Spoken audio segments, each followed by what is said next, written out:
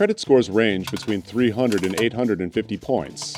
If yours is between 601 and 659, it's below average, rated as fair by both FICO and VantageScore. It reflects a history of derogatory marks on your credit report, like missed payments. Unfortunately, your score makes it harder for you to get unsecured credit cards or loans, and any credit that you do get will probably have a high interest rate. If you want to buy a house, you're eligible for government-backed mortgages from the Federal Housing Administration, but probably not for conventional mortgages, which aren't secured by the government. To fix your score and regain access to credit, you should pay off your debts, continue to make on-time credit card payments in full each month, and dispute any errors on your credit report.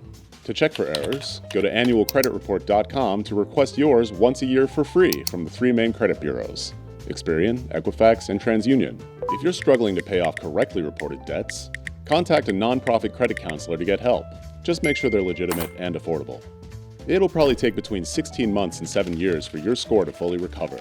In the meantime, any unsecured credit or loans that you do qualify for will probably have high interest rates. If you can't get a credit card with a decent interest rate, you can pay a deposit to get a secured credit card with your current score and use it to build up a positive payment history while your score recovers. To take the next step towards better finances, watch these videos.